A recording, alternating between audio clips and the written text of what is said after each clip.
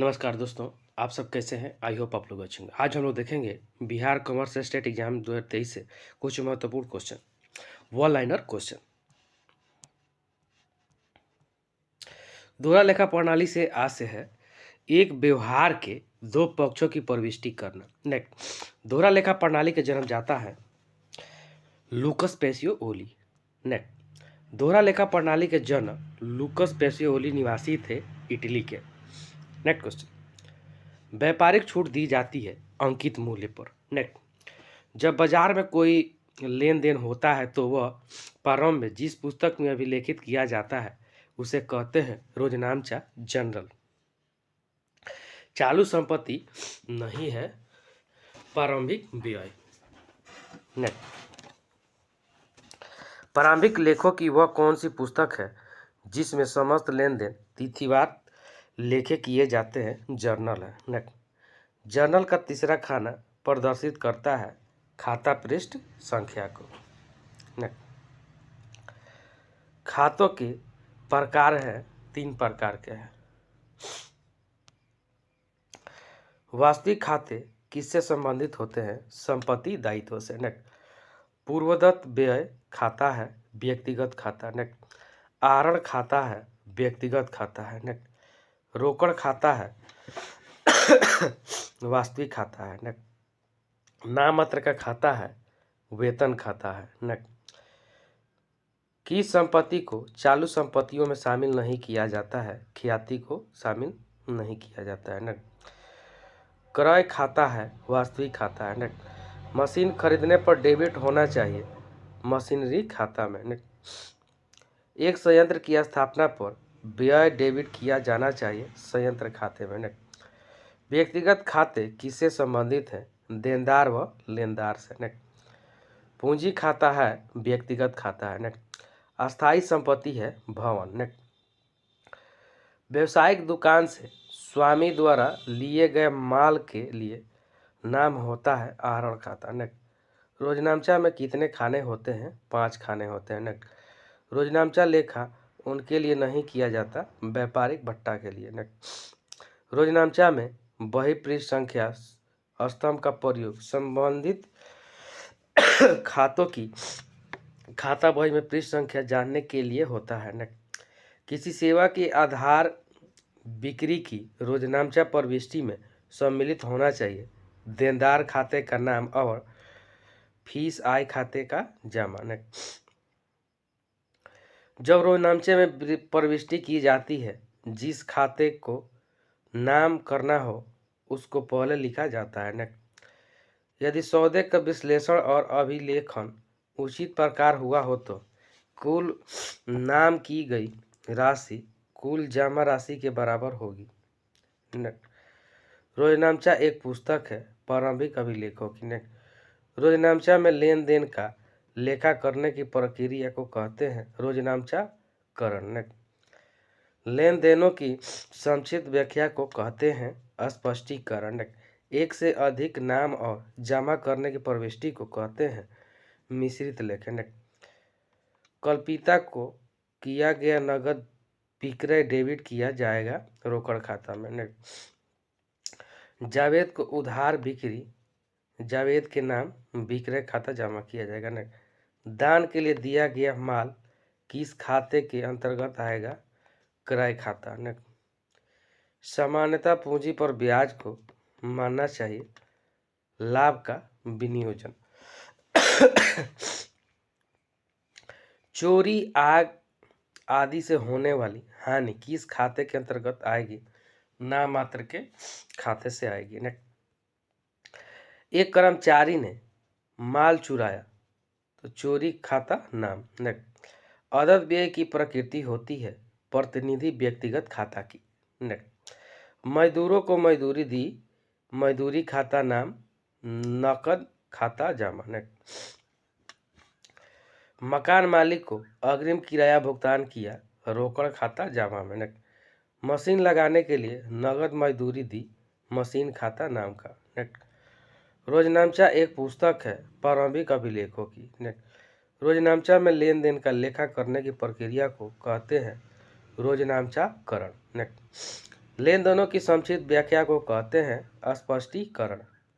Next, किसी मासिक विक्रय के भुगतान की रोजनामचा प्रविष्टि में सम्मिलित होंगे मासिक बिल खाता, नाम और रोकड़ खाता जमा। नेक्स्ट, नगद विक्रय का लेखा किस सहायक पुस्तक में किया जाता है? रोकड़ पुस्तक में। नेक्स्ट, छोटे छोटे व्यय जिनका भुगतान नकदी में किया जाता है उनका लेखा किस सहायक पुस्तक में किया जाता है? खुदरा रोकड़ पुस्तक में। नेक्स्ट, उधार क्रय का लेखा किस सहायक बही में किया जाता है? क्रय बही में। नेक्स्ट, खतौनी की जाती है सहायक पुस्तक से खाता बही में। नेक्स्ट, देय बिल पुस्तक है सहायक पुस्तक। नेक्स्ट, कौन सी प्रविष्टि का लेखा मुख्य जनरल में नहीं किया जाता है? उधार विक्रय का। नेक्स्ट, मुख्य जनरल में लेखा होता है समस्त समायोजी एवं सुधार प्रविष्टियों का। नेक्स्ट, रोकड़ पुस्तक में सम्मिलित होता है रोकड़ की समस्त प्राप्तियां एवं भुगतान। नेक्स्ट, उधार विक्रय का लेखा किस बही में किया जाता है? विक्रय बही में। नेक्स्ट, रोकड़ बही में रोकड़ खाने का शेष सदैव होता है ऋणी। नेक्स्ट, छोटी रोकड़ बही का शेष होता है संपत्ति। नेक्स्ट, रोकड़ बही के बैंक खाने का नाम शेष प्रकट करता है अधिविकर्षण। नेक्स्ट, रोकड़ खाता बनाने के लिए देनदारों से आवश्यक प्राप्त नगद लिया जाता है कुछ देनदारों से। नेक्स्ट, खुदरा रोकड़ बही लिखने के लिए रखा जाता है खुदरा नगद भुगतानों को। नेक्स्ट, खुदरा रोकड़ बही का शेष होता है तरल संपत्ति। रोकड़ बही है प्रधान बही। नेक्स्ट, 3 खाने वाली रोकड़ बही में छूट का लेखा किया जाता है नगद छूट पर। नेक्स्ट,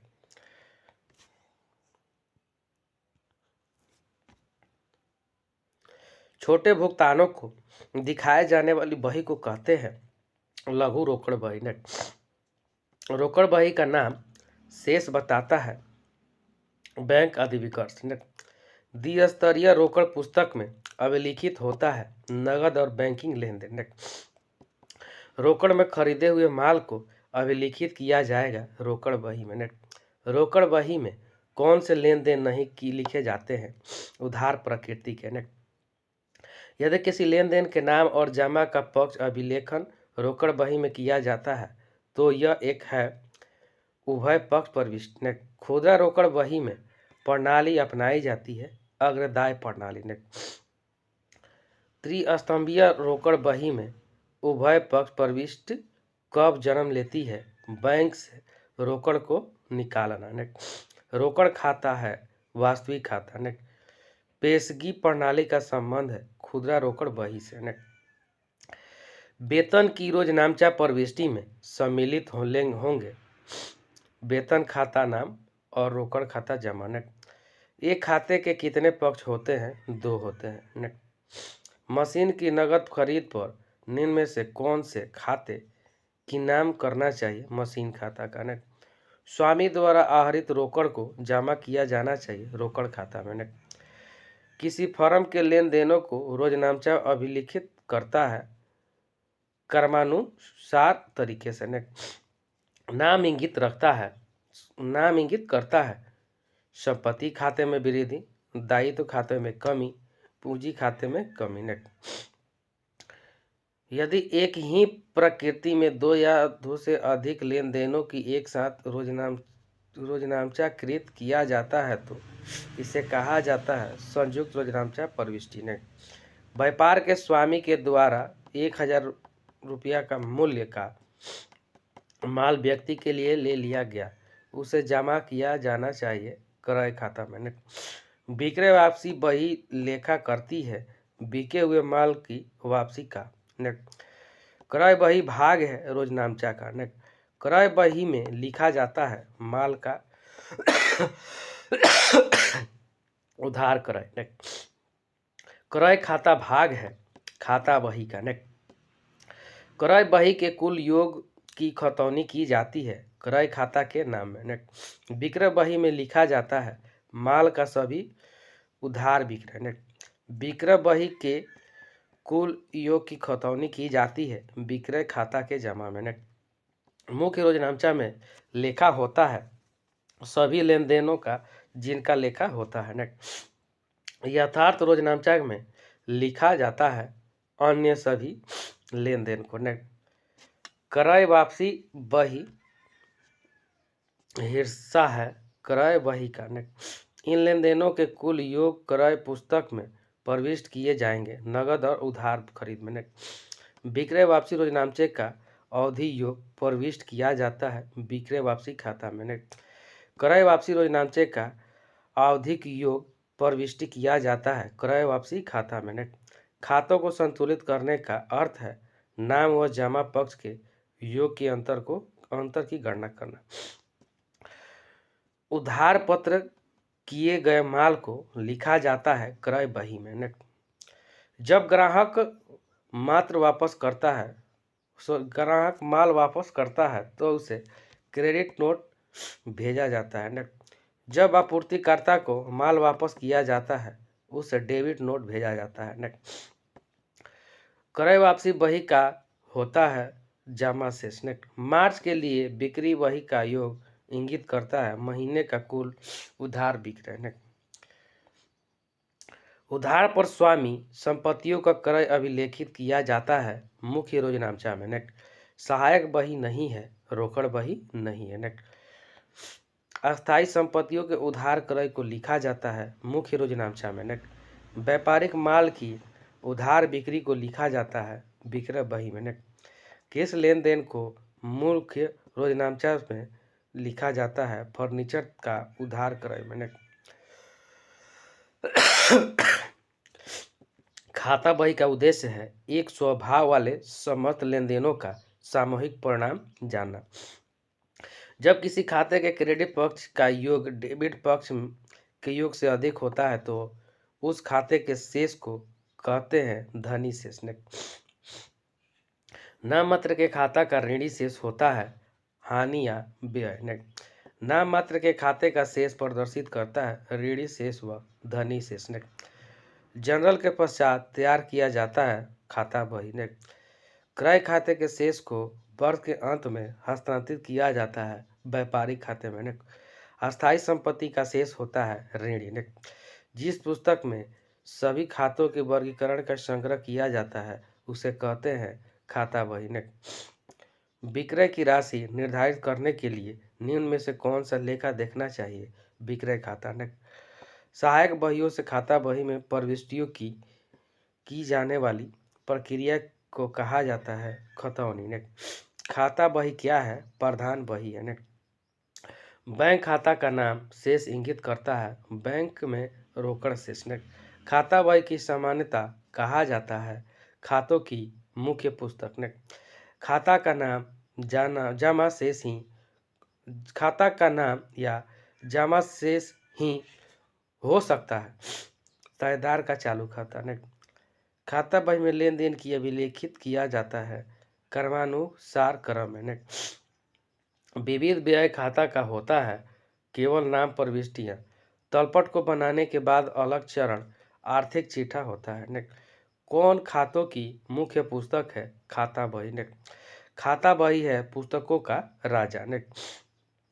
रोजनामचा से नाम तथा जमा मदों को खाता बही के हस्तांतर करने की क्रिया कहलाती है खतौनी। किस खाता के शेष को जानने की प्रक्रिया को कहते हैं शेष निकालना। इन खातों में कौन से नाम शेष दिखाता है मशीनरी खाता छूट स्वीकृत खाता मजदूरी खाता। इन खातों में से कौन जमा शेष दिखाता है पूंजी खाता विक्रय खाता प्राप्त किराया खाता। नाम मात्र खाते का जमा शेष बताना है व्यापार में आय और प्राप्तियां। नाम मात्र खाते का डेबिट शेष इंगित करता है व्यापार के व्यय और हानियां। व्यक्तिगत खाते का डेबिट शेष इंगित करता है प्राप्य राशि। व्यक्तिगत खाते का क्रेडिट शेष इंगित करता है देय राशि। खाता बही मुख्य पुस्तक है जिसमें सभी खाते रखे जाते हैं। संयुक्त स्कंध कंपनी का जन्म होता है भारतीय कंपनी अधिनियम द्वारा। पृथक अस्तित्व एक प्रभेदक लक्षण है कंपनी संगठन का। निजी कंपनी में अधिकतम सदस्यों की संख्या हो सकती है 200 नेक्स्ट। एक सार्वजनिक कंपनी में सदस्यों की न्यूनतम संख्या हो सकती है 7 नेक्स्ट। लिमिटेड शब्द का प्रयोग कौन सी कंपनी करती है? सार्वजनिक कंपनी नेक्स्ट। कंपनी का संचालन किया जाता है संचालकों द्वारा नेक्स्ट। निजी कंपनी के सदस्यों की न्यूनतम संख्या होती है 2 नेक्स्ट। अंशधारियों का दायित्व होता है सीमित नेक्स्ट। कंपनी के संचालन को नियंत्रित करता है कंपनी अधिनियम 1956 और या 2013 नेक्स्ट। सरकारी कंपनी की स्थापना होती है भारतीय कंपनी अधिनियम द्वारा नेक्स्ट। जीवन बीमा निगम उदाहरण है सार्वजनिक निगम संगठन है नेक्स्ट। सरकारी कंपनी में सरकार का कम से कम पूंजी पर स्वामित्व होता है 51% नेक्स्ट। बहुराष्ट्रीय कंपनी का क्षेत्र है अंतर्राष्ट्रीय नेक्स्ट। विभागीय उपक्रम में होता है सेवा भावना नेक्स्ट। औद्योगिक वित्त निगम उदाहरण है सार्वजनिक निगम का नेक्स्ट।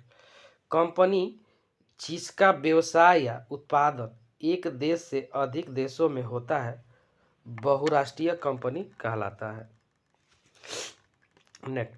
संयुक्त कंपनी वाली कंपनी का पंजीकरण किस अधिनियम के अंतर्गत होता है? कंपनी अधिनियम 1956 या 2013 नेक्स्ट। संयुक्त पूंजी वाली कंपनी का पंजीयन कराना अनिवार्य है नेक्स्ट। एक सार्वजनिक कंपनी का विघटन हो जाता है यदि उसके सदस्यों की संख्या 7 से कम हो जाती है। एक सार्वजनिक कंपनी में सदस्यों की न्यूनतम संख्या होती है 7 नेक्स्ट। एक निजी कंपनी में न्यूनतम सदस्य संख्या होती है 2। सार्वजनिक एवं निजी कंपनी के संचालकों की न्यूनतम क्रम क्या होती है 3 या 2। किस सार्वजनिक कंपनी में अंशधारियों का दायित्व होता है सीमित नेक्स्ट। कंपनी का कौन सा प्रारूप में वर्तमान में प्रचलित नहीं है? शाही कंपनी नेक्स्ट। कंपनी के नाम को बदलने के लिए आवश्यक है विशेष प्रस्ताव एवं केंद्रीय प्रस्ताव की स्वीकृति नेक्स्ट। प्रलेख कंपनी के बाह्य कार्य क्षेत्र की व्याख्या करता है पार्षद सीमा नियम नेक्स्ट। प्रपत्र कंपनी का बाह्य जगत से संबंध परिभाषित करता है पार्षद सीमा नियम नेक्स्ट। प्रलेख जिसमें कंपनी के आंतरिक प्रबंध संबंधित नियम दिए होते हैं कहलाता है अंतर नियम नेक्स्ट। एक निजी कंपनी को अपने पार्षद अंतर नियम पंजीकृत कराना आवश्यक होता है नेक्स्ट। कंपनी के पंजीकृत कार्यालय को एक राज्य से दूसरे राज्य में ले जाने के लिए कंपनी विधानमंडल के पुष्टि के अस्तित्व अतिरिक्त यह आवश्यक होगा कि कंपनी पारित करेगा शेष प्रस्ताव को नेक्स्ट।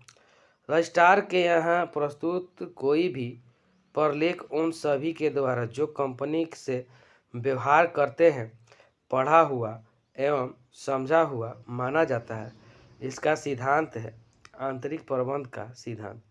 Thank you friend. अच्छा लगता है लाइक सब्सक्राइब और शेयर जरूर करें। साथ में बेल आइकन का बटन दबाना नहीं भूलें। जय हिंद जय भारत।